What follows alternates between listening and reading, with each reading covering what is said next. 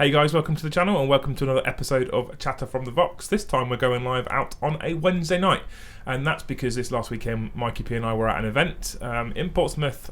Confrontation events ran their Lords of War tournament, which is a team event. Indeed. So we got back late on Sunday. I was working Monday night, so we didn't get a chance to podcast. So we thought we'd do it on Wednesday instead, for a couple of reasons. Firstly, because it means that the event's fresh in our mind, so we can talk about it. And tell you what went on and why this is my new favourite type of event, basically. Yeah. Apart from obviously the Warhammer Patreon run events. Apart from that, of course. Obviously, that makes sense. But apart from those, it's my favourite event. And we can have a chat about our escapades and what we got up to. Also, cool. On the Sunday of the weekend that was Confrontation, it was Warhammer's second birthday. That was the anniversary of the first ever video that went out 2 years ago. So we have a bunch of vouchers, Element Games vouchers, to give away to patrons. So I have a list of all current registered patrons next to me on a nice big spreadsheet. You like spreadsheets? I like spreadsheets. And we've got £55 Element Games vouchers to give away, and we've got one £50 Element Games voucher to give away because it was the big 2-0. And not only was it the big 2-0, we also hit 10,000 subscribers on YouTube. So yeah, very excited about that. Yeah, definitely. And very excited to announce that we've also been in contact. It now means we are looking like we're going to get 40k preview content from Games Workshop. Oh yeah! Oh yeah! So that's a bit of news for everyone. Very exciting. Very, very excited about that. Yeah, very exciting. So throughout the course of the evening, randomly I'll stop and draw 5 numbers, and those people will win £5 vouchers. I am aware that for some of you people over in places like America Land, it doesn't help that we have £5 vouchers for Element. If you want to cover the postage, which is probably going to be more than the voucher's worth, you're more than welcome to get it delivered to me and I'll forward it on to you. Yeah. However, if you don't want it when I get in touch with you, you're more than welcome to chuck it back at me and we'll redraw it for someone who is in the UK. I'm ever so sorry that I can't do more for you people over in places like America Land and New Zealand, etc. It just so happens that Elements are my sponsors and they won't deliver anywhere else. So, Matt, if you're watching, sort your life out. Sort your life out. Yes. 2019, why can't you post to America? Yeah. But we do, like I said, we do have a £50 voucher, and obviously that £50 voucher, if someone from America Land wins that one, and then I'll cover the postage for that one. That's fair, right? Cool. Yeah, that seems fair. Okay. It's just if I offer to cover the postage for every single £5 voucher, it's going to get expensive for me quick. Right, basically like signing a blank cheque, pretty much. Yeah, exactly. Not a good idea. Obviously, also, we have the competition going on in Discord currently. I think there's 51 numbers left or something. If you don't know what I'm on about, you need to be a Discordia member.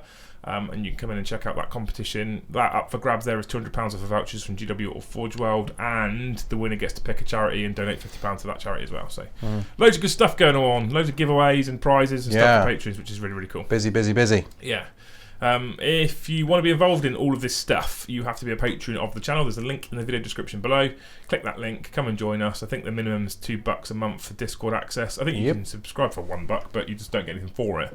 Right. $2 above, you get lots of different benefits. Yeah, do $2. Yeah, we've recently done some upgrading. So $5 now gets your magical D&D land, right? It does indeed. Yeah, so you can be a silver patron, and then you can join them with some D&D on Discord, which we're just starting up. Yeah, hoping to start our it'll be episode 0 where we roll our characters. Yeah, that's going to be probably the next couple to maybe 3 weeks, something like that. Very exciting, right? Yeah, it is cool. Yeah, I'm looking forward to seeing how it plays out. I won't be playing, I ain't got the time, but I'm really looking forward to seeing how it goes. And we bought Mikey P, as he's showing off now, all the special. Is it on screen? DM it's on screen. Books, yeah. So you've got the full set. Yeah. I didn't realise how expensive they were. Yeah, they're crazy. They're crazy expensive books, but they're quite big books. There's a lot of information in them. Yeah, very detailed. I did have a flick through when they turned up because they're really nice. This is a really nice book set, right? Oh yeah. I looked when they turned up, and they're really nice, like really nice looking. Yeah. I was quite chuffed with them as a standard, and I had a flick through, and there's a lot of stuff. There's a lot of stuff in there. It's not just some basic core rules. There's just loads of info. Yeah, well, there's like 4 pages on working out a pantheon of gods for your imaginary world. Yeah. And how they can interact with the mortal peoples and stuff. And it's very, very in depth. There's lots and lots and lots of stuff. So that's why you're taking that on. Yeah. It's a lot of reading, a lot of absorbing. But I'm also IRL, also playing through a sort of starter D&D game with Gizmo, who's one of our patrons, but he's also a mate of mine in real life.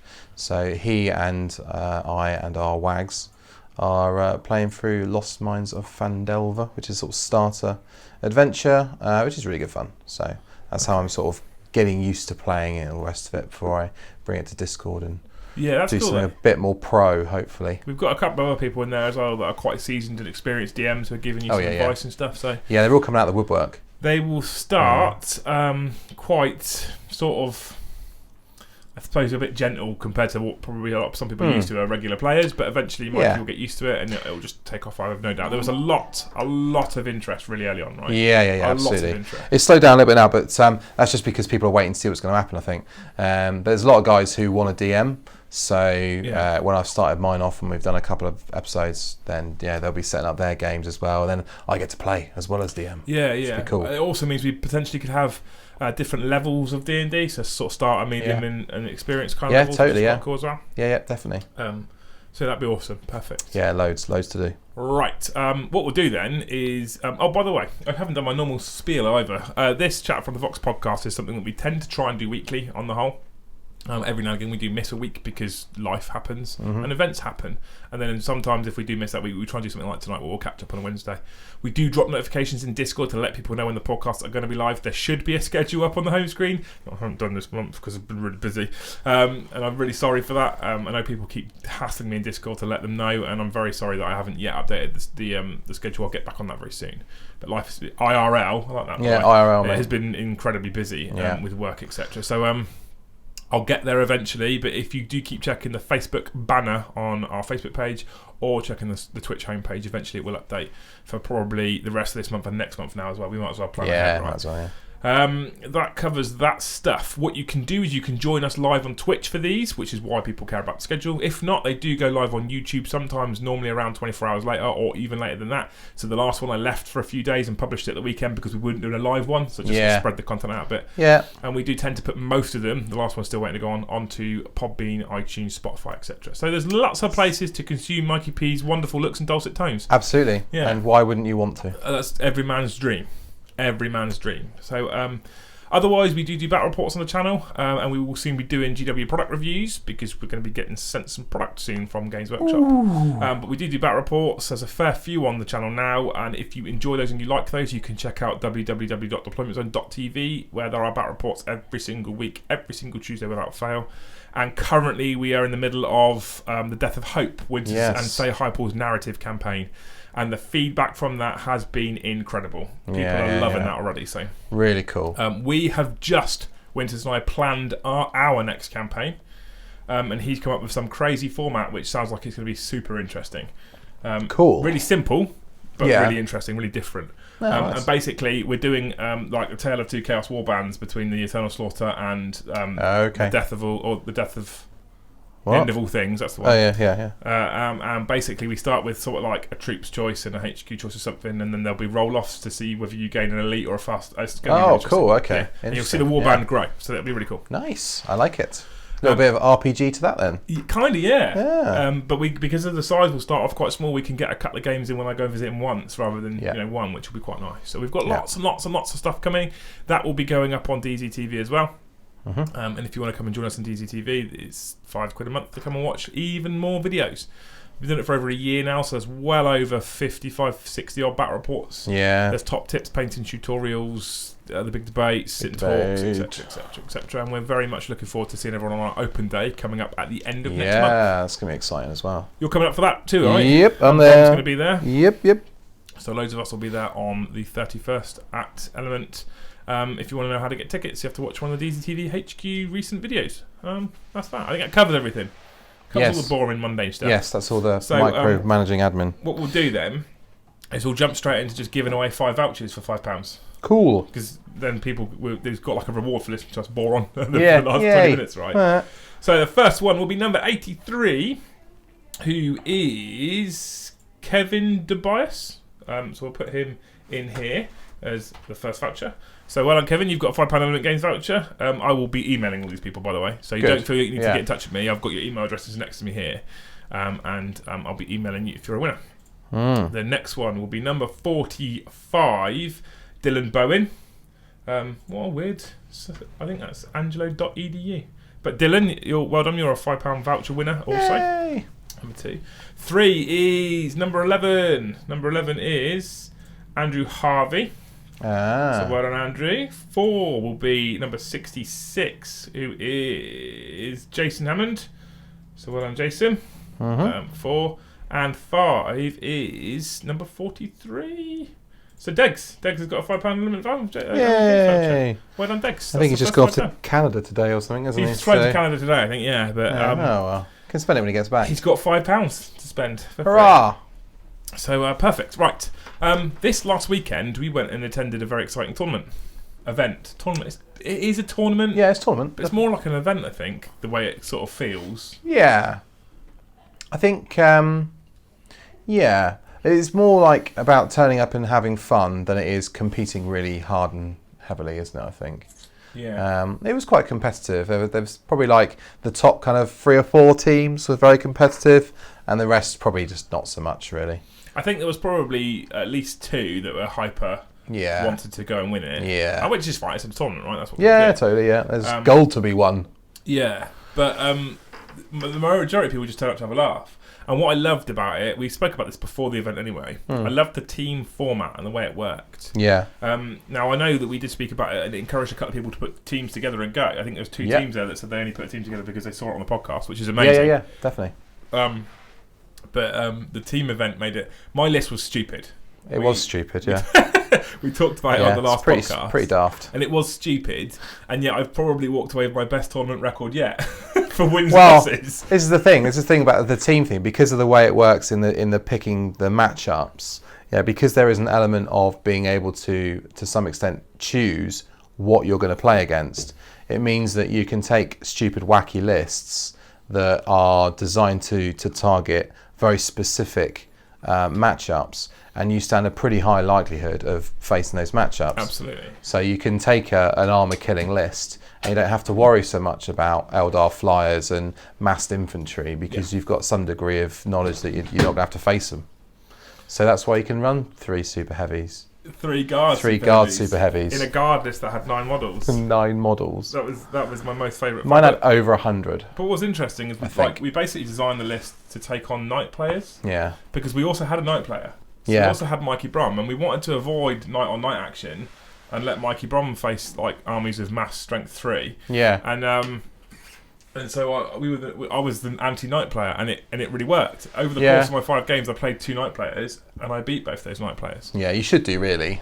I mean, game 3, I think it was. No, game 2 it was. I played Rob Peck, who's a regular from Haven't Wargaming. Okay. I played his knights, and he had his House Hawkshroud knights. House Hawkshroud. He had a Castellan. Yeah, they're really nice, they were. Had a Castellan, a Gallant.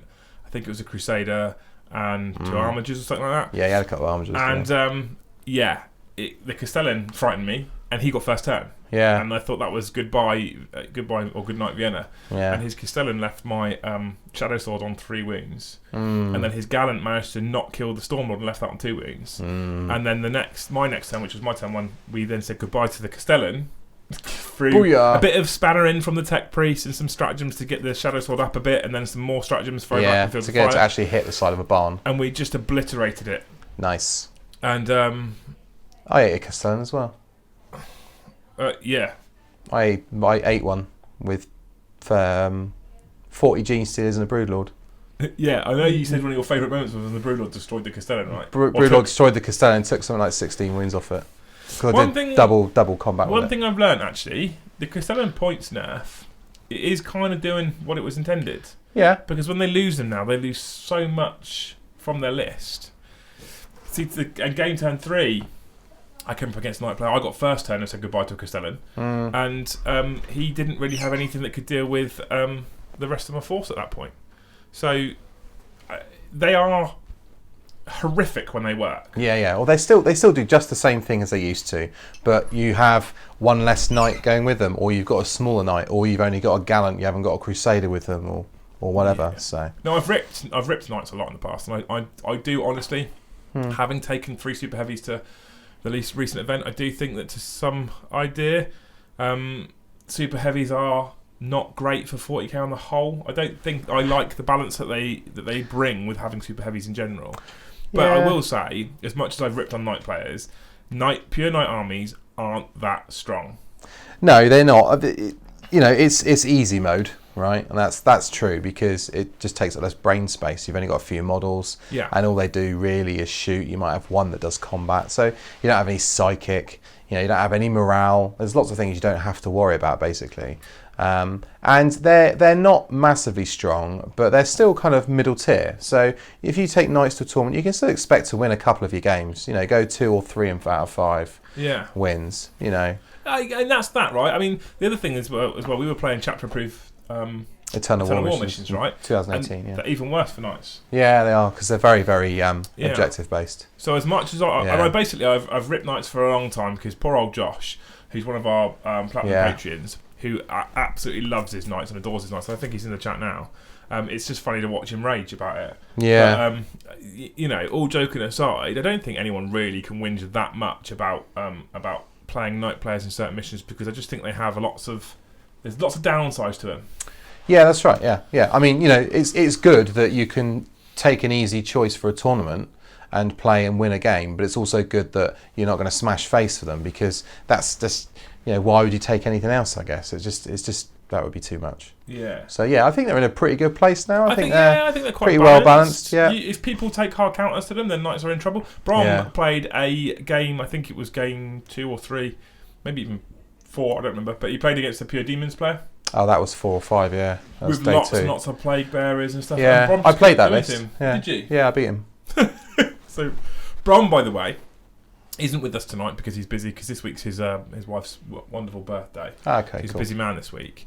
And we would have been third and podiumed had he have won his last game. Oh, really? Yep. Yeah. And he didn't win his last game. What he did was get beaten by Harlequins. Oh, dear. Which is interesting. And the Harlequin player charged him in turn 1, and Brom deleted probably around 50 to 60% of his army in Overwatch. Yeah. And still proceeded to lose to him. How? I don't know. Is that the last game? Yeah. And that was the single objective in the middle of the field as well, wasn't it? With the removed unrunnable saves as well, which really hurts Harlequins.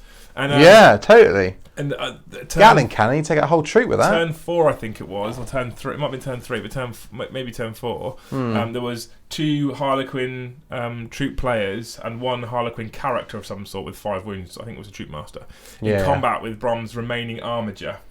And they managed to do the final single remaining wounds to it, and it then exploded and killed 2 troops. So actually, there was 1 Harlequin character with 4 wounds left, and that was it. The entire table. Brilliant. Gone. Brilliant. My last game, I played a not guard player, and just a really, really terrible matchup for me. He had 2 wyverns, 2 mortar teams, 2 autocannon teams, 2 lascan teams. It was a brigade, I think. So 2 hellhounds up front as well. So didn't really want to charge them with my gene stealers, but as it turns out, he got first turn and killed almost all my gene stealers anyway. So I ended up charging it with the Broodlord. Killed it, and of course it blew up on a 4 and took the Broodlord out. So, and I think in all seriousness though, like often we would complain about this sort of real hard matchups to some degree, but because it was a tournament event and there was this comedy aspect of rolling off, and whoever lost put a list forward and whoever won then put a counter list down, I think that made us a little bit more accepting of being spanked. Yeah, I think spanked. So. I got spanked once, but our team got spanked quite a lot. I think a lot of people got spanked once, actually. I mean, I walked away from the weekend with a minor loss by a point. Yeah. Because of a Sentinel, right? Because I played against guard. Because of a Sentinel that got Linebreaker. After I charged it with a Stormlord twice, one of those times used the Crush Them stratagem, so I hit on 2s with Strength 9 attacks in combat, 9 of them at AP-2 and D3 damage. And I'd shot at it with the Stormlord, and a 6-wound Sentinel with those 3 actions took only 3 wounds and got him Linebreaker. So to be quite frank, unlucky. So it should have been a draw then. That's my fault because it should have killed it. Yeah, well, yeah. And then roll better, damn it. Yeah. I also managed to pull a draw out as well on one game. Where I got chucked as the sacrificial lamb. Okay. Against a Tau player. We lost the roll off. Oh, right, yeah. And Mikey from Hellstorm, who I nominated as our team captain, just chucked the list down, and he chucked mine down. Oh no. And the Tau player went, I'll take that. Yes, please. Okay. And to be fair, the Duke was awesome, and his list was good. And how on Is it all missile sides? Was yeah, it? so he had 2 squads of 3 missile broadsides and all the buffs that go with that and stuff. Yeah. And when he opened up with his first turn of shooting and just removed my Baneblade straight away, and I went, well, that was effective. And he wasn't done there. Then he removed the tank commander. Yeah. How I got a draw out of that, I will never know. Yeah. And actually, I do know. It was a completely fluky line breaker that I didn't even know I'd got. Oh, really? Because the game ended, Random. and I was 1 point behind him. And I was like, is line breaker wholly within or just within? And he went, just within. Just touching. And I charged my tank. My goals each game were to kill something big and charge something with a tank. Yeah. That's all I cared about. And my tank had charged and then ended in his deployment zone. Yeah. So I got line breaker, got a draw. Look at that. Nicely done. Yeah. Pretty fluky. Not nicely done. It was luck. It was no tactical genius there. Didn't play for it. I can't claim that I'd done that on purpose at all. But. No. Yeah, it's quite interesting. I think on my team I had Chris B from Patreon, and then I had Darren Gwynn and John Stewart previously from Visicast fame on my team, which was nice. It was really good. Previously from Visicast soon fame. To be more Hammerites. Yes, indeed. And Gwyn had a good list actually. 3 fire prisms, a couple of wave serpents, some reapers, some scatter bikes, a couple of blobs guardians, and characters. Which is a pretty good list. Yeah. I think he suffered quite bad from fighting difficult opponents though. Yeah.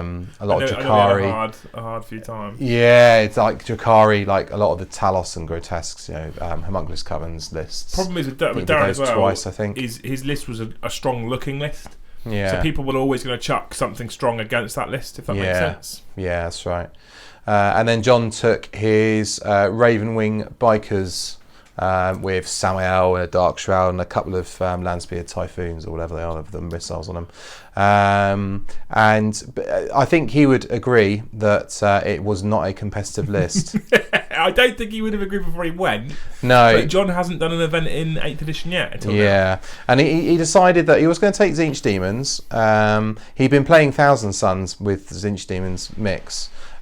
Which he couldn't do with Lords of War because it was single codex only. And he decided that just doing Tzeentch Demons, he wasn't sort of comfortable enough playing them, so he was going to take his Ravenwing, which is fine, fair enough choice. I think he was just probably a bit over optimistic about his chances of doing well, unfortunately, because they don't perform. Unfortunately, they're not great. Ravenwing it's funny, the fall from grace. They were actually really good in 7th. I wouldn't say they were broken competitively good, but they were really, really good in 7th. Well, he had that really ultra mobile Death Star unit. The 2-up rerollable Jinx save type stuff that was going on. Yeah, so really tough, really manoeuvrable. I can vouch for John. Ravenwing have basically always been his favourite. They've always been his sort of major love, and it's a real shame actually that they're such the polar opposite now to where they were. Yeah, it is. And that's the one thing with events like this that it does make you realise. We play a lot of narrative stuff on the channel, and we play lots of like chill out, and we will just not optimise lists and take stuff we like and all that kind of stuff. Yeah. Right? Which is key for us to enjoy ourselves when we're throwing dice. Yeah, totally. But what you learn with events is a real crying shame, is some lists out there that are very narrative themed lists then just don't perform in current meta and events. And that makes me sad. Like, I don't dislike tournaments, I don't hate tournaments, I don't mind going to events, I enjoy going to certain events, especially when I know a lot of people that are going to be there. Yeah. But it does make me weep a little bit about the state of some of the narrative lists in 40k. Well, I think, the thing is, narrative players hate on tournaments, tournament players hate on narrative players and stuff, and they hate this. There's a sort of animosity between the two, but the reality is they're different games. The same rules, same models, same rolling dice, but the games are different. Yeah, absolutely. When you play in a tournament, you've got to play fast. If you're going to finish your game, there was a couple of games that I didn't finish. I had 100 plus models, and I played the demon guy who had over 100 models as well. Yeah. We had no chance. We got to turn 3 and finished turn 3, and we had about 8 minutes left. And we're like, should we start turn 4? But there's no point. Chris B was on your team, wasn't he? One of our patrons, and he took orcs and played orcs in the first game. Yeah. And did they get past turn 1? It took them about an hour and 10 minutes to get past turn 1. In a 2.5 hour game. But the thing is as well, what I loved about the team event and why I would encourage people, so Confrontation are running another team event next year in July. I think it's the first weekend in July. If you head over to their Facebook page, it's already on there, on the calendar. If you're thinking about putting a team in, I urge you to try and do it. Try and get a team together and go in. Definitely. Hellstorm have come away from their event. Mikey from Hellstorm, who runs the Into the Hellstorm ITC tournaments, He's come away from that, and he's already planning his team event in March because he thought it was so good. Yeah. It's really cool. It is by far my new favourite format of event. And like Mikey from Maelstorm's a very competitive player. He knows his tournament stuff. He's currently UK ranked number 1 ITC for Space Marines. I think he's quite highly ranked in the world players for Space Marines as well. Turns out you can polish a turd. Well. You can polish a turd. So he's doing really, really well. Really, really well. Game 1, because of the way the tournament format worked, my opponent, who was a guard player, finished deploying at about the same time that Mikey's game finished, and he didn't win. Oh, God. Put it that way. Wow. From starting what deployment, did he play? He played knights, and he got Castellan. okay. So from starting deployment to finishing being tabled took him about 45 minutes. Yeah. And he's a competitive player. So... yeah, it's harsh. Yeah, very, very, very, very harsh. I have to say that I think so. For a lot of our team, I think it's fair to say that all of our lists on our team were less competitive than on your team. Your lists were a lot more competitive than ours. 100%. Ours were pretty much what we had. We'd go along, have a good laugh, and what we tended to find was that with ours that either we won big or we lost big, and there wasn't a huge amount of middle ground. Would you say a lot of that was down to the way you played, the person you played, or the mission?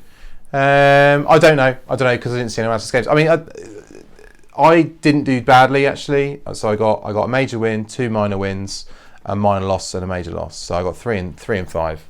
Went 3 and 2, so which is good. Much better than I thought I would. And I don't have a competitive list. So I don't know whether I chose good matchups for myself inadvertently because I was captain of the team making the decisions. I mean, I left it. It was pretty much a democracy. I'm pretty sure it's John in the chat says Mike carried us. Yeah. I can't tell if that's his Discord handle or his Twitch handle or not, but he was also talking about the Raven guy, so I assume that's John. Said that you carried them. Yeah. Well, 3 for 2 is not bad though, mate. No, it's good. Yeah. No, well pleased with that. A really good result. And I don't know why because I didn't have a competitive list. So if I sort of really quickly run through my list, I had a double battalion, so I had lots of command points. Yeah. But I had a Broodlord with 2 blobs of Gene Stealers, 2 19 strong blobs of Gene Stealers. That's basically the bulk of my sort of cutting edge of my force. And then I had 2 15-man Termagant squads. What else do I have? I had a Trigon Prime with 20 Termagants in the tunnel, 10 with Flesh Borers, 10 with Devourers, so I get a bit of like shooting out of it. What else? I have 2 Flying Hive Tyrants, 1 Stabby, 1 Shooty, as I always play with those. 3 Ripper Swarms, just to sort of drop in on an objective. So I just had a lot of utility on my list, really. I always had Tyranid Warriors and a Tyranid Prime as well. So I had 6 Tyranid Warriors, 4 of them with Death Spitters, so basically heavy bolters, and 2 of them with Venom Cannons. Was that the first time you bought those Warriors? It's the first time I played them. Second time I've played them. I played them against Darren actually in our warm-up game. But yeah, there's just quite a lot of wounds to get through. Yeah. So they're 3 wounds each, toughness 4, and they got a 4-up save. Which is 3 wounds and toughness 4 is interesting because they either require a big hitting weapon that could do multiple damage, which means it's leaving some of the other stuff alone. Yeah. Or it requires a significant amount of small arms fire, which leaves you little bugs alone. Yeah, and they're good at taking out chaff as well. And then the 2 Venom Cannons are Strength 8, Assault D3, Strength 8, -2 AP, and D3 damage. So they can take chunks off of sort of light vehicles quite easily. Yeah. And again, you don't feel so bad about using them against infantry as well, because you get sort of D3 shots of each of them. But yeah, so I don't think they did a huge amount, but they were just quite useful for utility. I had some good manoeuvrable units, some slightly tougher units, a lot of Psychers. I have 4 Psychers in my list. Lots of smite training. So yeah, and also you get Shadow in the Warp, so you're quite often putting -1 on everyone else's Psychers. I always forget about that, but actually it's really good. Yeah, it is. Shadow is really good. Because not only does it decrease their chances of casting, it also increases your chances of denying. Yeah. Of course, yeah. And fluffy as hell. That's why I like that rule. Matches has already said I'm still having nightmares about it. One win should have been a draw. Yeah, should have been. Oh dear. Linebreaker and Warlord in the last turn. Whoop, whoop. Oh, right, okay. Treat. And Warlord, that's lucky. Yeah. No, not Warlord. Was it Warlord? No, took out intel points. Oh, okay. Oh, no, it was Warlord, wasn't it? Can't remember. I have to say, anyway, yeah, playing the Eternal War missions from Chapter Proof 2018 I really quite liked. I actually really like those for tournament type games, and it's not so I was chatting to American Rob, who's a patron of ours, last night about this because he plays a lot of ITC stuff over in the States. Sure, yeah. And I really love ITC. I've played ITC format once at the Into the Hellstorm 2 tournament. You really love it? Yeah. I love ITC format. I really like the fact that you can build your list knowing what the secondaries are already going to be, and therefore and knowing how each game scores points means that you can go in a bit more prepared. And if you come up against a hard counter, if you've built for certain secondaries and stuff, you've still got an opportunity to score some decent points. The downside to using Eternal War missions, and even more so in Maelstrom, is some of the random nature of it means that you come up against a hard counter to your list or something that's built for that mission and you're not, and you're knackered. Yeah, that's right. I'm not saying it's a negative thing. Maelstrom is fun for narrative play because you're not so hung up on the outcome. Yeah. You know, you're not so hung up on who wins and who loses. You're just playing for fun. Absolutely. But in a competitive tournament with Maelstrom, it is very frustrating when all you get is, you know, score objectives to the other side of the board, or you know, if you pull stuff you can't score. My list, for example, some of you do know, some of you don't know, but my list, for example, was essentially 3 guard super heavies, different variants. I wanted to make sure I took different variants. 2 tank commanders, 2 psychers, and a tech priest and a platoon commander. So I took. Just because I wanted something that was easy to put on the table. I wanted to kind of play my own version of Knight Easy mode. I couldn't take Knights because Brom already had Knights, so I needed to put together something different that sort of served the same purpose. Quick to paint. Which is how I did it in 2 days, which is how the list was born. And it was fun, and it had some teeth to it, it had a bit of bite to it, it can perform in most of the phases as well, so it wasn't a terrible list. But it does mean that when you come up against certain types of mission that require you to hold objectives each turn, the one that I drew against Tau, I can't remember the name of it. I think it might be not violent intelligence. You have 5 objectives basically, and then you roll a dice.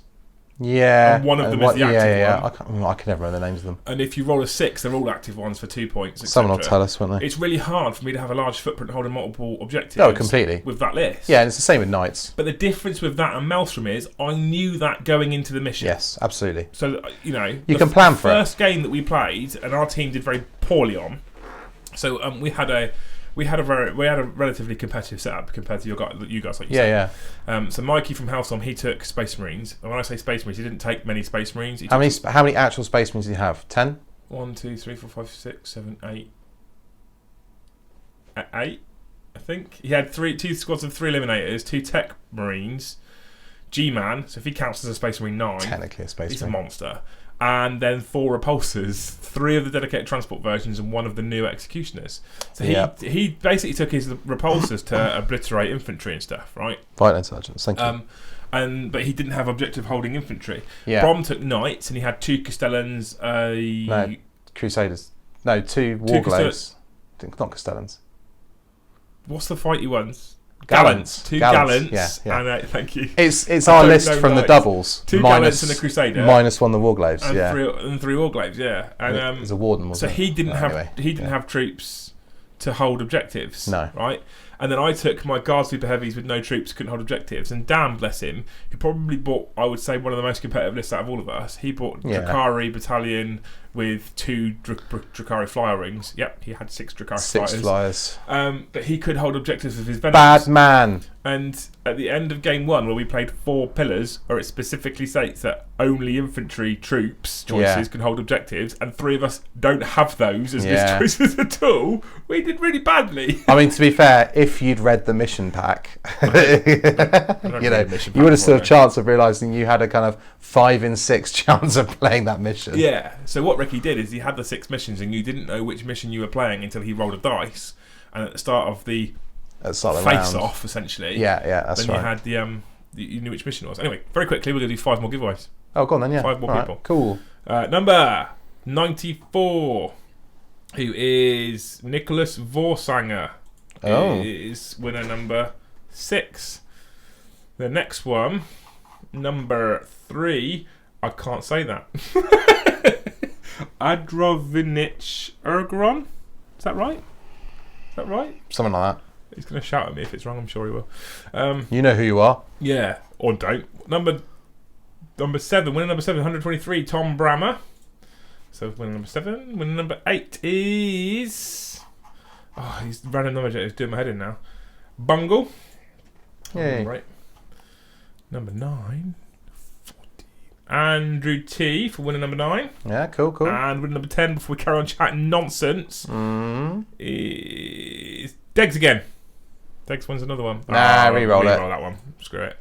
Poor old Degs. He's not here to fight his corner. So, number 92, Matt Chisholm. Hey, Matt. You got Soften the blow, huh? Yeah. So all you dudes have got £5 Element Games vouchers. That's 2 sets of 5 done. We've only got 8 sets of 5 left to do. Tonight? Yeah. Oh, 50 £5 vouchers to give away because it's our birthday. And we're chatting nonsense. Perfect. So yeah, I really loved the format. Yeah, it was great fun. Loved the it's a really nice kind of element. It's like having a little mini game, a little mini team game before you even like rolling dice. Apart from to decide who's going to win each little bit. It's Ricky's first team event. Yeah, it's the first one I've been to. Yeah, obviously. And I think he loved it. He's going to do it much more. Yeah, he seemed really pleased with it. I spent a little bit of time sat and chatting with him about it, and he seemed really pleased where I was going. Yeah, I was really pleased. It was good fun. Yeah. So me and you are looking at going up to Hellstorm's team event in March. Possibly. Yes. And I think Brom's on about joining us as well for that one. Yeah, I need to look at the dates. Yeah. He did tell me what he thinks the dates will be, but he's not confirmed yet. Sort it out. However, the next Confrontation team event has already gone live on Facebook. Yeah. Get your names in fast. They were awesome fun. Yeah. I'm really looking forward to going. Definitely go. Yeah. And basically, I'm using this as I probably shouldn't say this because people go, typical. But I'm using this as an excuse to write stupid low model count lists with different armies. Yeah. I think it's fun. It's good fun, actually. And like you can write those silly lists that are just designed to do one thing. Like if you write a list that all it does is kill flyers. So I don't know, say you did Abmech and all you just had those like Icarus arrays on on 6 June crawlers or something like that. If that's what you want to do, you could do that. It's what I love about it, right, is you can look at the meta in tournaments across wherever.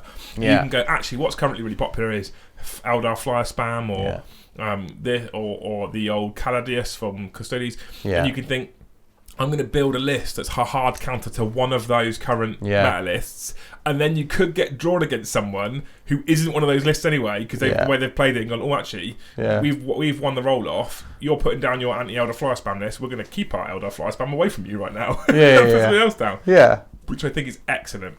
It is. Yeah, there was there's a little bit kind of uncertainty about how that should be played. So what we did was, you start off, you've got 4 lists, obviously, each team does. And what we did to start off with is we swapped lists with them. So we had their 4 lists, they had our 4 lists.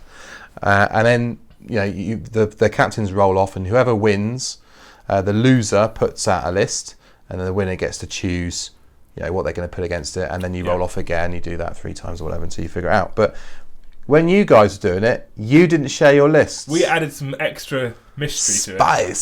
So what Mikey and I chatted about before we started was that we didn't want to show each other the lists before we just wanted to keep it to yourself, so you didn't know what else they had. So basically, don't get me wrong, I don't mind the whole, have a look at my 4 lists, we have a look at your 4 lists, then we'll start rolling dice. But I love the mystery of holding it back. So you could be putting down a list that you think is a good counter to the one that I've played, but it might actually be a better counter to one I'm already holding back in the bank. Ooh. It's like a secret card game type there. And I mean, they could just look at the table and see your models. We played one team that didn't want to do that, which is fine because the rules didn't state that was how it had to be played. Yeah, that's not a problem. Team 4, they'd been doing it your way, and we said, well, we like to do it this way. They went, yeah, sweet. And we did it that way. And it was just so much more fun. Okay. We even put it to Ricky that might be something to look at doing in the future as a written rule. As and the standard. He quite liked the mystery.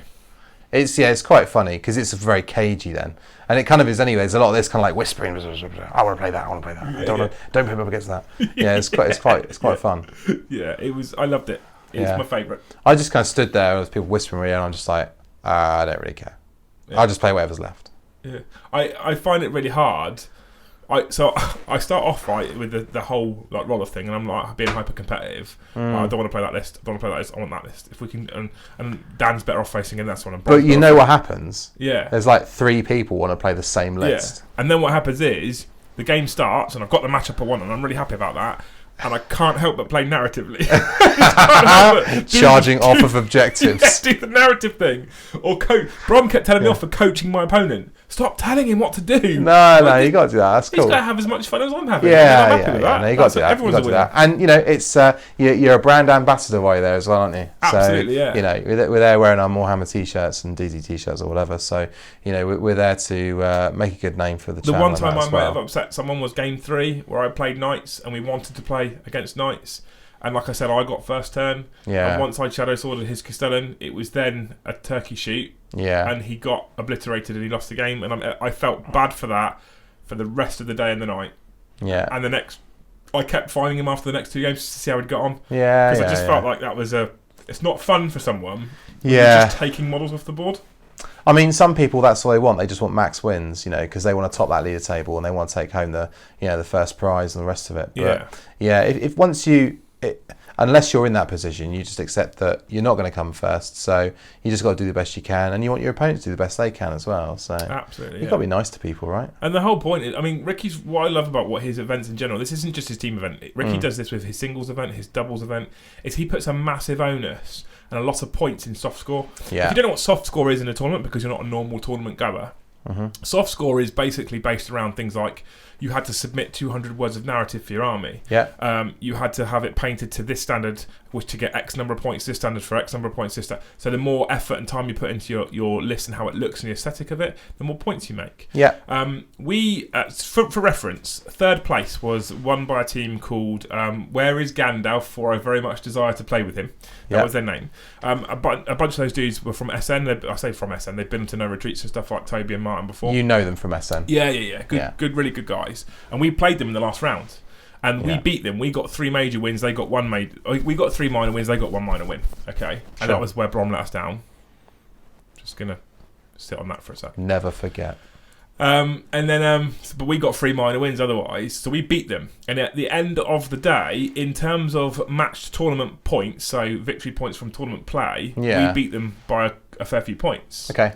However, because of their soft score and because of their, they got basically won the favourite player award as well over the course of the weekend. Yes, I think they did, didn't they? They actually? did, yeah. They got favourite team votes against every single team they played against. From what I get, from what I gather. Yeah, they've won it by quite some margin as well. Yeah. I think your team and our team got the same, like 4, and they got 10. So although they beat us, although we beat them on victory points in terms of tournament score, because of the soft score alone and the favourite game votes, they ended up 10 points above us in the final standings. Yeah, fair play to them, and I love that onus on it. Yeah, that's exactly the way it should be, because it just means that you can't win just by dicking people. Yeah, you have to put some effort into your models. You have to put a bit of effort into the narrative for your armies and things. And also, one thing he does is that the painting score is basically set at the lowest standard of the team. Yeah. So if you've got 3 like Golden Demon Award winning armies, and then the 4th one is blobbed on. I'm going to be honest. I don't know if I like that. Well, I think it just means that everyone just has to be at a good standard, because otherwise you can have people sort of just hiding amongst them, not really trying. And but so let's look at it this way though, right? Let's look at an army where you've got three Wallers, and you've got 1 me. Yeah. Right? Or me, yeah. I'm going to drag him down, even with all the time and effort he's put into his models. Well, maybe you should have pulled a finger out and painted your models for you. Well, yeah, okay, touche. Yeah. I'll give you that one. No, I don't say. Right? Yeah, totally. So, but in any case, it's I like the soft scoring. It's quite good. There's a variety of things you get scored for, which they're not the most important thing, but they're pretty much always going to be the deciding thing. Red Tooth's just given us the life lesson. Moorhammer life lesson. Quotes you can't win just by dicking people. Yeah, it's true. There you go. That's how it works. And there's a lot of events now where we're seeing that come in as a really hefty score modifier. I think so. I think that's less so perhaps with a lot of the sort of crunchy ITC lists. Of course, the big ITC GTs events. and stuff. Yeah, right. Of course. Less important there, but then they run independent, kind of painting competitions and stuff, which they also had at Confrontation. Yeah. And Darren, my teammate, won a couple of those for his Autark and his Incarn. Yeah. And very, very pretty they are too. Yeah. I'm going to try and win one next time just to beat him because he's a dick. Yeah. I invite you to try it. It'd be quite amusing.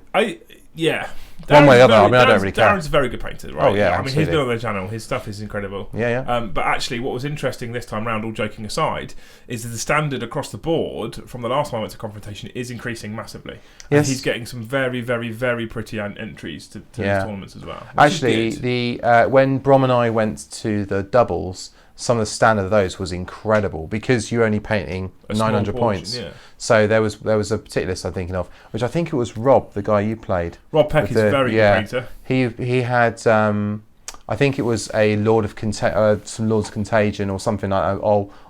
Didn't him and his teammate run the Magnus Mortarion combat? Yeah, that's right. Yeah. And the mods he did for that are fantastic. All converted and painted lovely. Really smooth blends. I played Rob game 2. Rob actively admitted to me that he didn't know what a Moorhammer was. He now does, and he was a legend. Like, he was an absolute legend. Yeah, he's a nice guy. I see him. I see him at various events. I saw him at Fest, sort of across the room, and I don't really know him well enough to say hi, but I will next time. He's a good dude. Yeah. So we've drawn the 11th ticket already for number 103, Rich Thompson. You've got a £5 voucher. Yay. And then we have one for Alec Whitcase, number 12. Lucky you. And then number 104, Riddick Knowles. Yeah. So he's got number 13, £5. Well done, Riddick. I don't think he watches. 40. Be a nice surprise from him. Yeah. 47, Edward Hodges. His number, I've lost count, 13, I think. Did I just say 12 a minute ago? No, I did 13. It's number 14. I wasn't going to be giving away more vouchers than I've got. Yeah. Don't do that. Yeah, that would be bad, right? And then Krieger. He's a legend. He's got number 15. There you go. Yes. That's another 50, another £5 vouchers to give away. Should we just do another 5 off the bat? Yeah, go on, because we're going to be here forever if we keep waffling and then doing vouchers. If you're watching on YouTube, you can skip a few minutes. Yeah, just go. Erik Tasker, you've got one. Good man. Grimdark Tales, check him out. Grimdark Tales, is a YouTube channel and podcast as well. I think it's called the same thing on the podcast, right? I believe so, yeah. CJ Dodo. £5 Element Games voucher for you. Who's this one? Gert Lubrink. Love that name. I forgot the number. We'll go for 18. Safe bet. Yeah, good. 105, Russell Liddon. And number 20 will be 32. Coppard, you have one as well. So there we go. There's another 5 given away. That's lovely. 20 times 5. £100 given away so far. Woo! In a minute, what I'm probably going to do is just do the big birthday 51, and we'll just do the rest off camera and email them out. Because you guys, getting tedious now. I wanted to give away the whole £300 on camera, but it's going to take us a while, and I don't think people just want to sit there watching us draw lottery numbers. It's very hot in here as well. I am toasty warm. Got quite a rosy glow going on. I know. People can probably see it's because we have to shut the windows because of the noise that happens outside. Because of the oiks. And then we've got the studio lights on, and they're warm. Yeah. and tech everywhere. Yeah, so it's hot. Feel bad for me. So those of you watching on YouTube, we will stop doing the £5 voucher giveaways in a minute, and what I'll do is I'll do the big birthday one towards the end of the podcast. What I'll do then is I'll do the last 30 £5 ones. Once the YouTube video is finished, we'll just do it on Twitch, so people on Twitch can watch if they want to. But we could just post up a list of the names or something at the end of the video, maybe, or something. Well, they'll know because they're going to get emailed, so we'll just do it that way. Just trust us, we did it. And by that point, I can have, because we won't be on YouTube, I can be sat here with a beer topless, right? Once I've gone. No. You're me rocking out with your cock out. As I said that as well, Richie posted remove clothing. Brilliant. I knew that was coming. But yeah. This will help in 2 ways, apparently. Okay. Yeah. I'm sure more information is coming that I won't read out. It's almost guaranteed. Yes. Almost guaranteed. Yes. It's pretty much a given. If you've known Richie for long enough, you'll see too much of him. He's all right though, isn't he? He's a lovely man. He's okay. And he's back from his... I have to say that. I've stayed in his house. Oh dear, how was that? Quite pleasant. I should also mention a couple of other things. We'll talk about events. And I know some people don't like events. And what I'm trying to do, actually, is I'm trying to dig out the events that are played in the best spirit and kind of sort of epitomise the spirit that we like to play in. Yeah. Can you give it like the Moorhammer seal of approval? Yeah. Basically, I want to try and find the events that... you have to do like some sort of fun rating system, like how many Moorhammers we give this event. I like that. Like the old Rotten Tomatoes type system. Yeah. I actually really like that as an idea, actually, because 3.8 Liams. Oh God, that's too many Liams. No one needs 3.8 Liams. Most people don't like one. But basically, I've been to a few events before that are a lot more competitive. And I don't dislike them. I don't hate them, but they're not what I go to. It's not what I want to go to. Yeah. And one of the reasons why I keep going back to Confrontation is because of what we spoke about with things like the soft score. Yeah. The focus on the hobby and having fun and enjoying yourself, and the group of people that Ricky gets is so good and positive. Yeah. I happily keep going back, and I don't feel like I'm just going to walk into permanent tournament meta. No, it's got a really good atmosphere. There's lots of different kinds of people, but Ricky runs just sort of like good, clean events, really. You know, if there's never any sort of issues there, and if there are, he's pretty good to just sort of deal with it, you know, quickly and quietly. And I don't think there's ever been any issues really. So I always just get that impression. It's just good fun. Everyone's there just to play the games. Yeah. So I would obviously advise anyone who's watching, who's interested in events, especially from the South Coast, to head on over to the Confrontation Facebook page, give it a like. Yes. If you like it, you get notifications when he uploads the new events. Ricky runs at least 3 a year that I'm aware of: a singles, a doubles, and a team event. Yep. The singles is 1,800 points because he likes to be different. Yep. The doubles is 900 points each because, funny old thing, that equals 1,800 points. It does. And the team event is 1,800 points, but 4 players all have to have separate codexes. Yeah. Up until very recently, up until this last event, actually, he's banned Forge World full stop. He doesn't like to have Forge World. He is lifting the ban for his singles event. Yeah. I believe he's lifting the ban for his doubles event. Yeah. He's currently looking at leaving it in place for the team event. Yeah. Which is interesting. I don't know why. I think, I spoke to him about it a bit on Sunday. I think it's basically just to keep it a bit different. So it's just... all that gives all 3 events a bit more of a separate identity.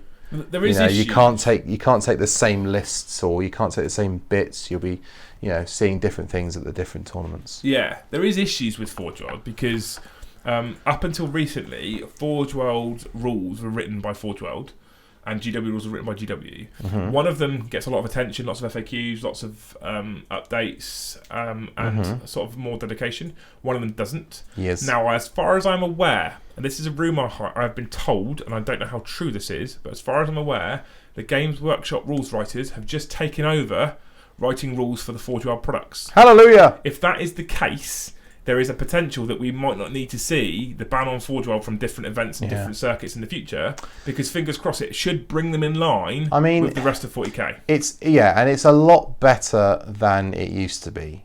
When 8th Fest came out and everything got arbitrarily given points basically, and Forge World, the rules writers, well, it's not so much the rules writers per se, but the way it was pointed and everything was just mental. Yeah. It didn't make any sense at all, and you had silly things like the alphabet soup chicken, super chicken, and then you had the malefic lords, which were just like, they were like 25, 30 points or something. They could cast smite for days, and you could have as many of them as you wanted in your list. There was silly stuff you could do, and it was clear that the rules writing for Forge World was just a bit divorced from the GW guys, so they didn't sort of run with the same themes and the same sort of consistency, and that was a problem.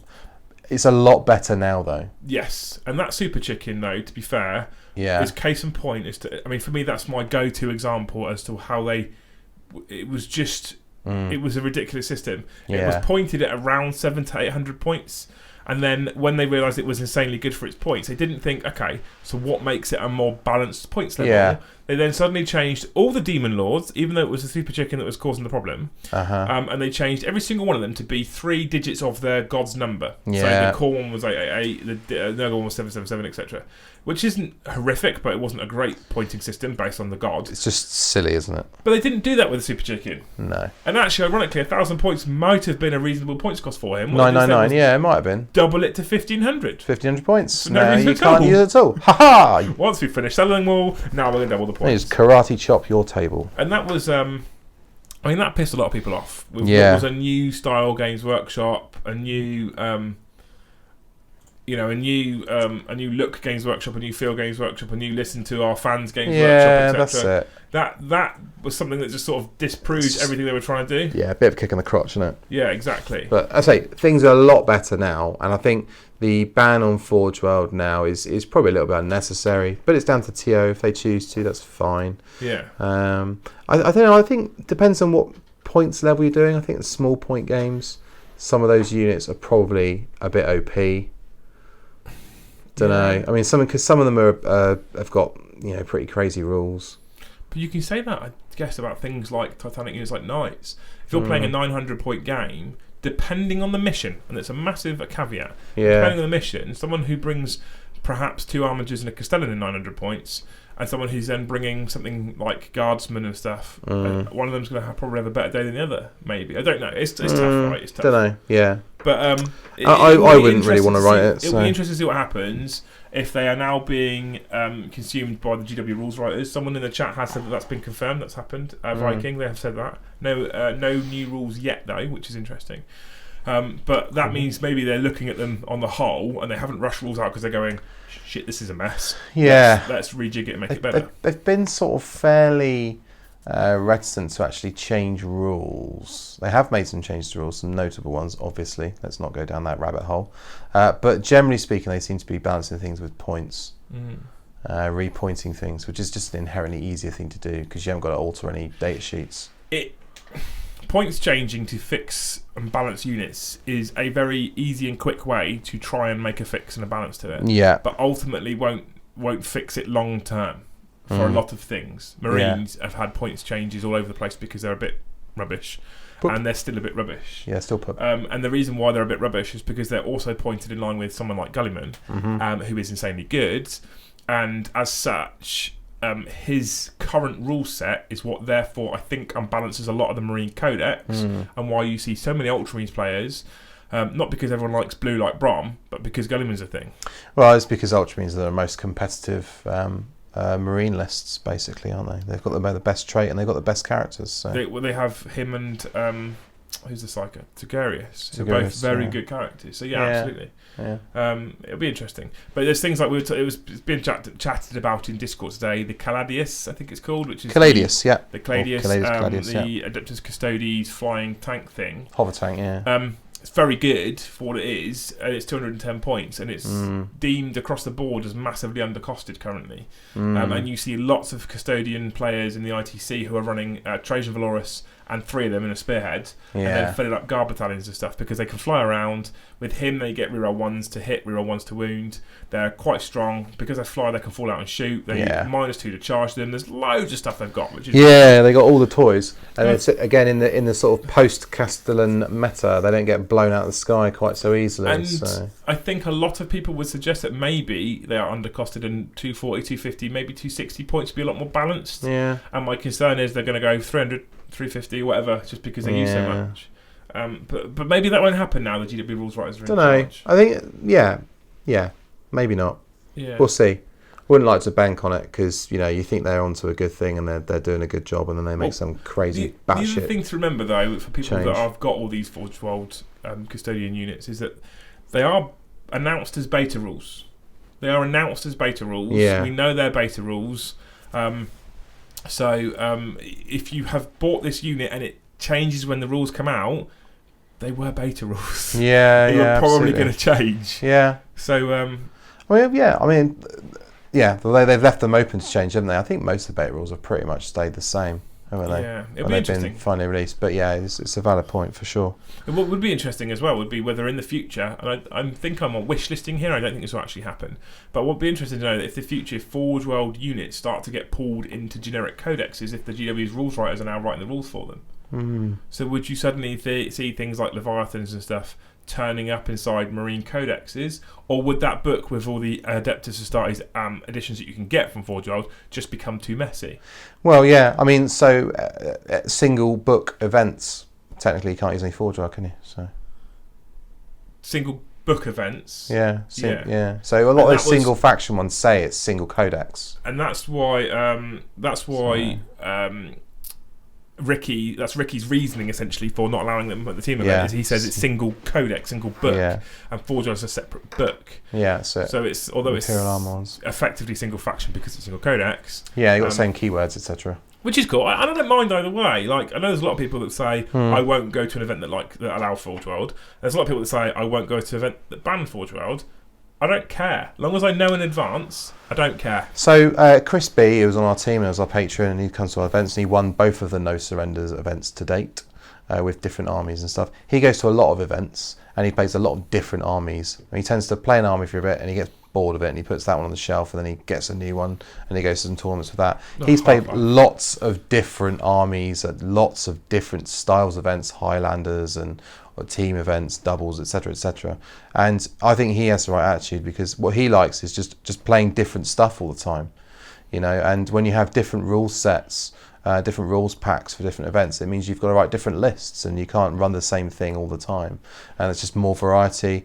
And yeah, it's more variety for everyone. It's not just yourself and your army, it's the opponents you're going to face as well. You're not going to be facing the same 6 Eldar flyer lists, or I think, like we say, Crusader and 2 Gallants. With GW having the rules now, and therefore there being much more potential for them being significantly more balanced, I think I like the fact that there's more variety there. I think I 100% agree with what you're saying. I think the fact that people can have things like the Reaper, they've got the Space Marine gun things. Mikey takes them. Rapier batteries, stuff like that. Sicarians, all that kind of stuff. Thunderfire cannons. I love that there will be that variety, and you'll see people taking different things, and like you say, it means that you're not going to have a carbon copy. One of the things that I really dislike about competitive 40k in the whole, and one of the things that really puts me off competitive 40k on the whole, is that a lot of lists at the top level are copy and paste lists. Well, it's like all the Tau lists are the same, aren't they? It's always a Riptide or 2 Riptides, and then loads of broadsides and shield drones and some fire warriors to make up battalions,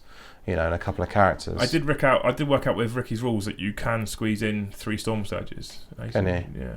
I've heard a few people talking about the Taunar recently as well, but the thing is, with the Taunar, that's an interesting one in itself. Taunar's allowed at GW Heats, because GW Heats allow pretty much anything. Yeah. It's with no holds barred. Gloves are off, isn't it? The Taunar, if an event allows Forge World, you're pretty much still almost guaranteed to not be able to take the Taunar. Because a lot of them say that it needs to be less than power level 34 or 32 or something. Like that, And the Taunar's up at 36, 38. Yeah. So by that rule, you can take Forge World, brilliant, I'll bring the Taunar. But you've got to be less than this power level. Oh. Whap, whap, whap. But I mean, it's interesting, and this begs a question, right? Someone brings a Taunar to a tournament like Ricky's, whereby he uses the Eternal War missions.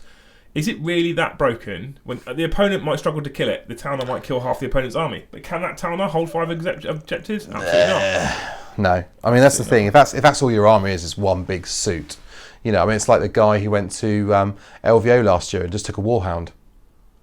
That was his army, just a Warhound Titan. Amazing. Yeah, he lost every match. Yeah.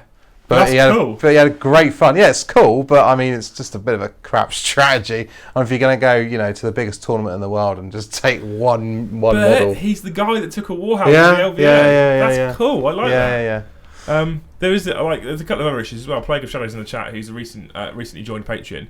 He runs pure Deathcore Krieg. Yeah. Banning Forge World bans his whole army. Yeah, that's tough. That's harsh, isn't it? That's not nice. No.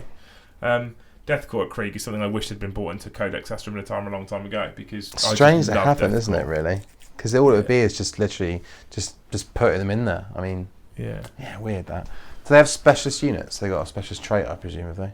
They have a specialist regimental doctrine. They do have specialist units as well. Yeah. And actually, to be fair, if you look at the Deathcore trait and you look at their units, and you're looking competitive 40k Astra Militarum, you're still looking at probably Catchin and Cadian as your 2 best choices for competitive. Maybe Talon if you like that sort of thing. But they're not that. Deathcore are by far, in my opinion, the coolest Guard army. But rules-wise, they're not that powerful. They're not that strong. They're decent because they're Guard, and Guard are inherently good in 8th edition anyway. They are, yeah, definitely. That's something I definitely learned over the weekend. That I mean, the guy that I played in the 5th round, the last one, who was a minor loss for me against his Guard. It was just very strong, very difficult to deal with for me, for my sort of run-of-the-mill Tyranids, take all comers kind of list. And yeah, he didn't really have to do much. He didn't have to play super keen.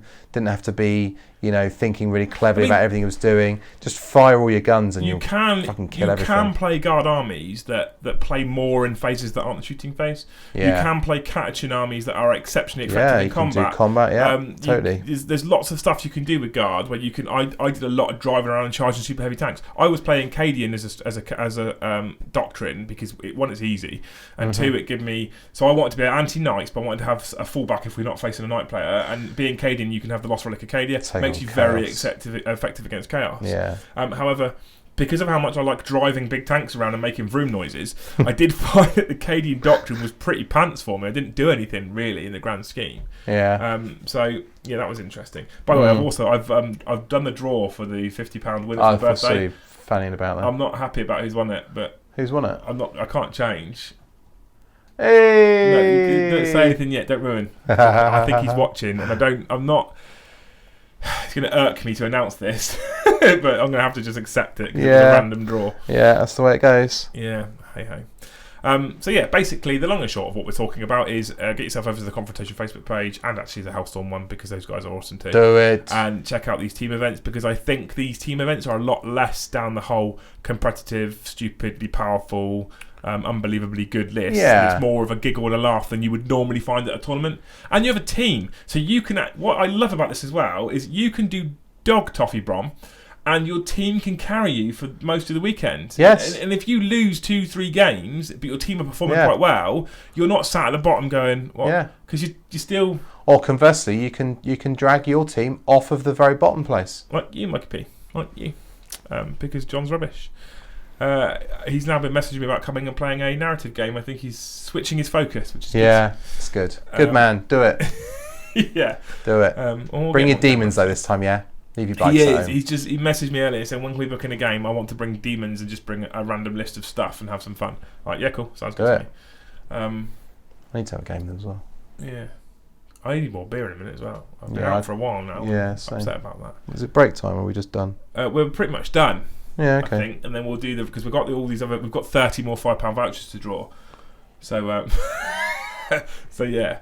So we'll probably kill the YouTube video rather than well, it's just kind of petered out there, doesn't it? So there is a recent game from myself up on Winter's SEO at the moment. Yeah. Check out that, where I took the Black Legion against his orcs against Murphy's War. Where I try to teach him to be a little bit more orky. So check that one out. I've got a game against Winters. Oh, that's interesting as well. I've got a game against Winters in the bank to edit. Oh, okay, cool. It's not the next game. No, it is the next game.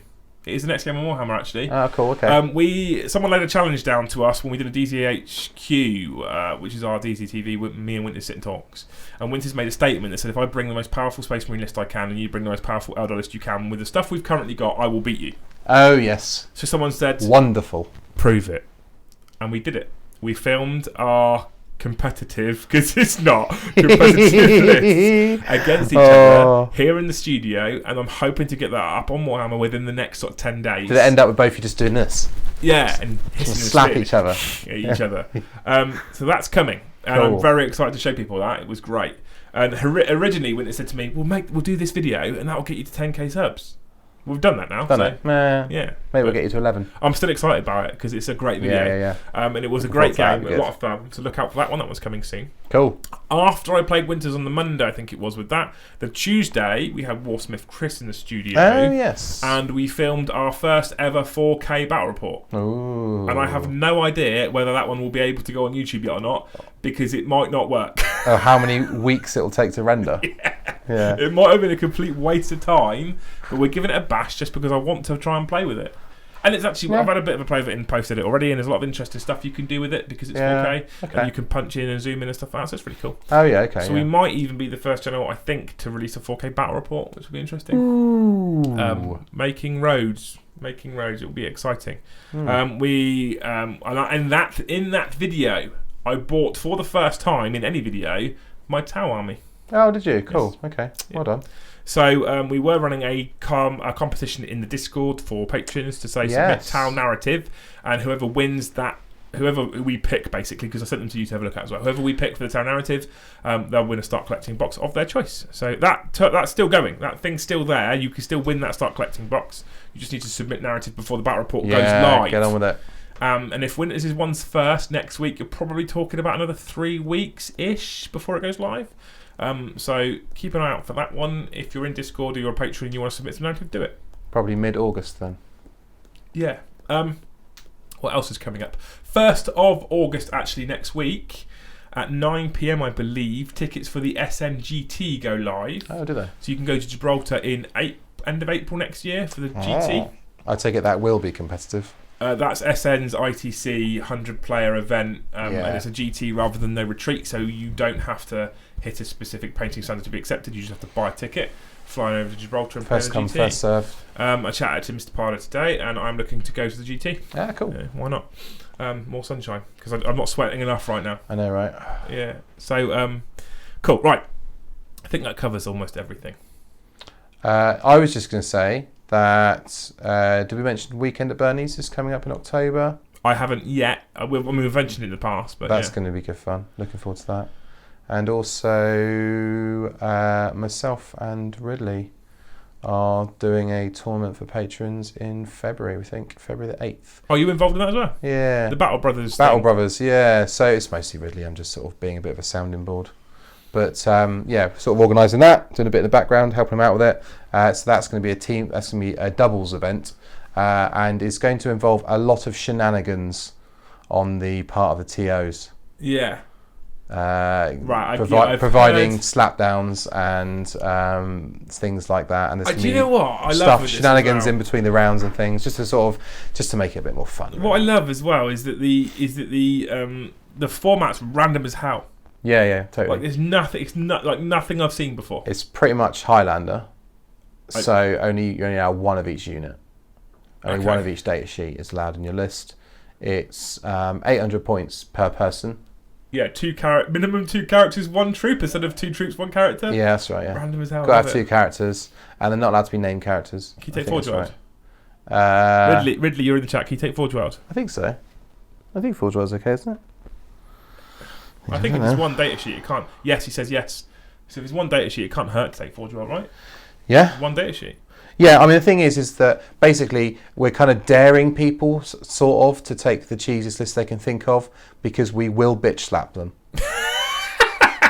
That's kind of how it goes. It's like, if there's someone who's just got, like, loads of, like, just I don't know, say they're taking a Castellan, they're probably going to have... Well, he says not over 300 points on any specific unit. Oh, that's right, yeah. So you can't have a Castellan. No, that's right. I love it. Yeah, I forgot there's loads of stuff. I like how different that is, although vetting lists is going to be a nightmare for the pair of you, so I suggest your list submission date is a fair few weeks before the actual event. New Year's Day. Yeah. Right, okay, perfect. So that's going to be fun. If you want to join that, you need to be a patron. Yeah, basically, be a patron and you get loads of stuff. You do. Loads of stuff and loads of things. And you get the opportunity to do lots of fun things. And who doesn't like stuff and things? And we drink lots of beer. We do drink lots of beer. We have, not this weekend, but next weekend on the Saturday, we have the Platinum Patrons Barbecue coming up. Yes, on the 3rd. We do, on the 3rd. So if you're a Platinum Patron, you have been invited to a barbecue, cordially invited to a barbecue with wives and girlfriends as well. Ah. Not both. You can't bring both. And not you have dogs. To bring one, yeah. You don't bring a dog. So there you go, perfect. So there's loads of stuff coming up in the channel. We've got, obviously, the 4K game we're going to play around with. We have got a campaign of our own planned as well, which will be probably put on YouTube because the Winter's Night one's gone on DZ. However, that's a little way off yet, so I don't want to spoil too much about that yet. But that one's coming. What else is there? Mikey P? There was something else I was going to mention. Didn't talk much about the DZ event element. 31st of August. Stuff going on there. If you want to join us on the DZ event, I think there's 4 tickets left currently. And we had another 20 we could open up. We were on if we do or don't, and I don't think we're going to need to at the moment. But if you are interested in coming and hanging out with me and Witness for the day, you have to go onto DZTV, look at the last DZHQ video, and it's possibly the only chance you're ever going to get to meet Winters. Possibly, yeah, unless you go and film with him, because he just doesn't do events and stuff. Possibly. But or see him out of his natural habitat. But it should be a good laugh as well. Oh, it yeah, sounds like it's going to be a good giggle, definitely. Which is good. Talking about the Diplomatzone.tv website, we are in the process currently of making some tweaks. And it will very soon be migrated to a slightly new looking one, because the current Netflix looking type theme isn't the best in the world. I think it was quite good when you were waiting to fill up with content, and now you've got quite a lot of content. It's not so easy to see. We are changing the way it looks ever so slightly, and it might be much worse, but we are changing the way it looks. However, what it will do when we change the way it looks, for those of you that have been asking us for a long time now, is we are going to be having PayPal integration. Ooh. So people will be able to subscribe to Diplomatzone.tv via PayPal. Yay. Finally. All the teenagers can join now. Yeah, it's taking us a long time to get it done. Right, anyway, so What I did do was, Mikey was talking about the event and stuff, is I did do a random draw. And you can see there on the screen, Mikey, it says min 1, max the upper number. Yes. I'm not going to say the upper number, okay. but the max upper number for how many patrons we have. And I hit generate, and that was the number that came up. Yeah. And if you come across to the number of patrons we have here, Mikey, and all the different numbers, you see which one's number 1. Oh, yeah, I know. Yeah, okay. I saw. So it was randomly drawn. It was randomly drawn, yes. And I hate this a little bit. Do you want to tell them? Sure. Now? You can. Okay. That was an awkward one. Richie, it's you! Richie wins our second-year birthday £50 Element Games voucher. 50 squids! What's hilarious, though, is he's just paid extra today to add something to his order. Yeah. So also, word of advice, Richie, try ordering something they have in stock. Yeah, that helps as well. Because if you order something they have in stock, then you don't have to message Matt on Discord every day for the next 6 months to try and get your order through. That's another bonus of being in Discord. You have a hotline to Matt from Element, and you can badger him about all of your tiny little orders. Yeah. So, Richie, well done, mate. You have, I mean, it's kind of well deserved as well after all his efforts. Oh, definitely. Yeah. But yeah, you've won yourself a £50 Elements Games voucher. I'll get it to you very, very soon, the details. I will carry on in a minute once we've gone offline from the YouTube video in drawing the next £35 vouchers. That's £35 vouchers, not £35 vouchers. No, 30 individual £5 vouchers. Yeah. Perfect. Anyway, and that's that. I think that's covered everything. Anything you want to add before we go? Because we're going to go now. Because I'm hot as balls. No, and I want to go get another ball. No, I'm quite worried that the seat of this chair you've given me needs to be burned now. This one's leather, mate.